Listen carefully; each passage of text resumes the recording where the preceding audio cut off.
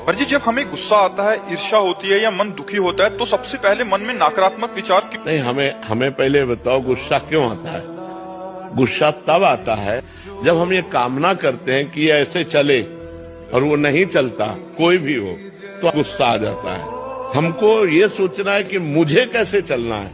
जब मेरा बेटा गलत चल रहा हो तब मुझे कैसे चलना है। मेरी पत्नी जब प्रतिकूल चल रही तो मुझे कैसे चलना है। मुझे क्रोध नहीं लाना, बहुत प्यार से, बड़े गंभीरता से, धैर्य पूर्वक हमें समस्या का समाधान करना चाहिए।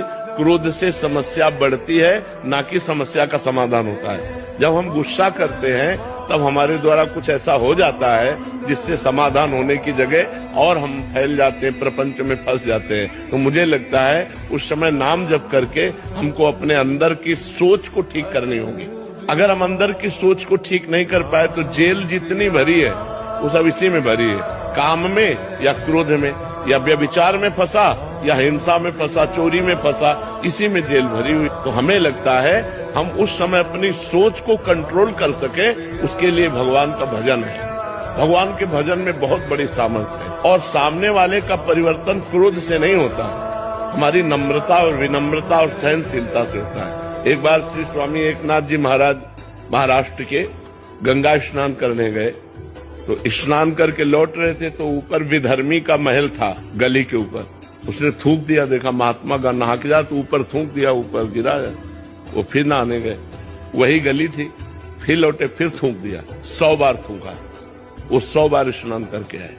जब 100 बार स्नान करके आए तो हार गया। वो नीचे उतर के आया और प्रणाम किया और कहा मुझे क्षमा कर दो। उनका क्यों भैया? बोले मैंने 100 बार आपके ऊपर थूका, अपराध किया। बोले नहीं, आपने बड़ी कृपा की। एक दिन में 1 बार गंगा स्नान करता था, आपकी कृपा से 100 बार गंगा स्नान हुआ। ये तो आपकी कृपा। वो चरणों में लौट गया और कहा आज के बाद कभी किसी महात्मा के साथ गलती नहीं करेंगे। विनम्रता और धैर्य ने उसको बदल दिया। अगर उसी समय गाली देते तो शायद और थूकता और गुस्सा करता या और विपरीत चला जाता, लेकिन वो कुछ नहीं बोले तो उसका सुधार हो गया।